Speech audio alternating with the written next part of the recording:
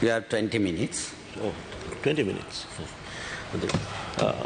Honourable Presiding Member, at the outset, I want to thank Honourable MP, Honourable Bakir Marker, for bringing this timely adjournment motion. And I think, as you can see by the speeches which have been given by the members across the aisle, everybody in this House supports the cause of Palestine. And also, I want to say that before I start on my speech, myself and my minister both have been supporters of the Palestinian cause, and we will continue to do so. And as such, in consultation with the President, we will direct the foreign policy of Sri Lanka at each and every instant to not forgetting our long-standing relationship with Palestine. Also, at the outset, I want to take a minute, Honourable Presiding Member. My learned friend, Honourable Rauf Hakim, stated that the Foreign Ministry, have been rather silent on the incident of Jenin, which is not the case. On 11th of April, the Foreign Ministry issued a statement condemning the attacks on the Al-Aqsa Mosque incident on the holy month of Ramadan. So, unlike the Yapalna government, which changed its position pertaining to the resolution pertaining to the UNESCO resolution pertaining to the violations of the Temple Mount by Israel, the current government has been very consistent in its policy towards Palestine.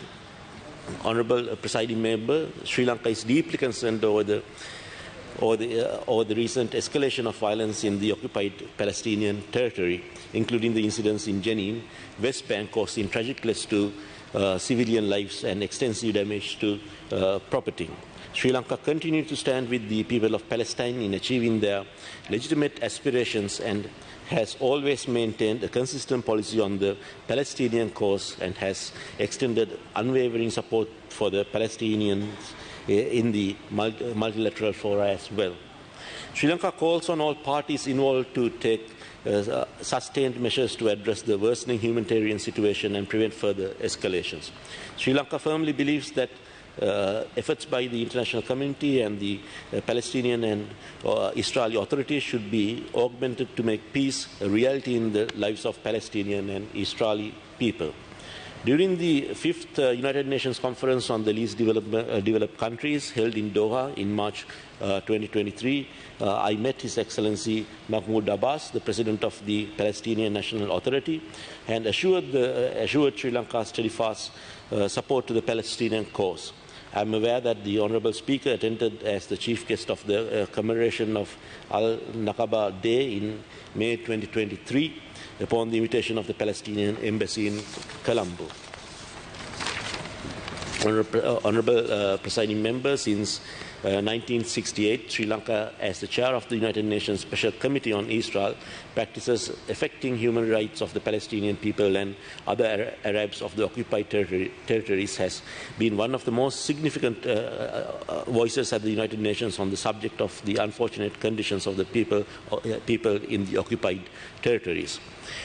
The President of Sri Lanka on 24th November 2022, in his message on the International Day of Solidarity with the Palestinian people, reiterated Sri Lanka's position and called on the international community and all parties concerned to make renewed efforts to achieve a lasting solution, including through the implementation of the United Nations General Assembly resolution on a two-state solution based on the 1967 borders.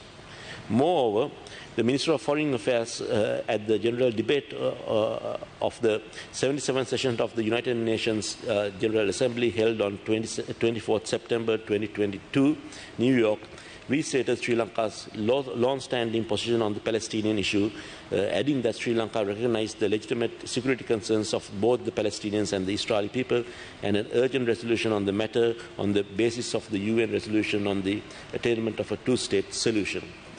At the 21st session of the Human Rights Council, General Debate on Human Rights Situation in Palestine and Other Occupied Arab Territories, Sri Lanka made a statement on the 30th September 2022 highlighting that the repetition of the cycle of violence in the occupied Palestinian territory can only be ended with genuine political efforts for negotiated solutions to end the conflict.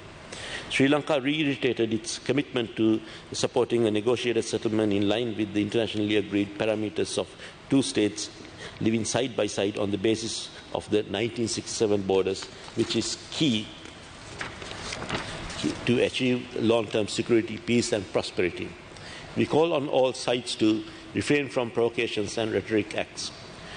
Until everybody enjoys peace, no one will be safe.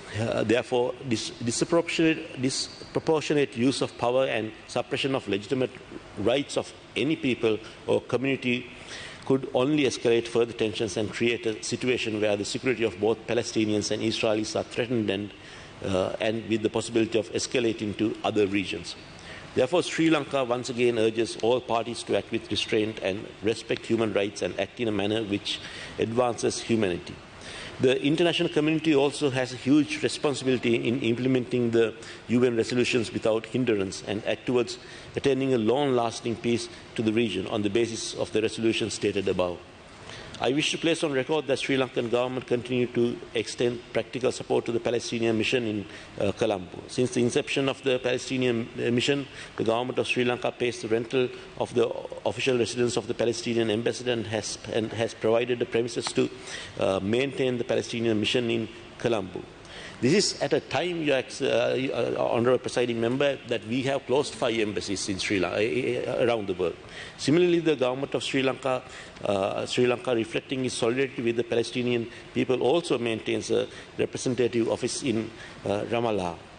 To this end, we affirm our resolute support of their cause as the people of Palestine strive to gain their legitimate rights and aspirations.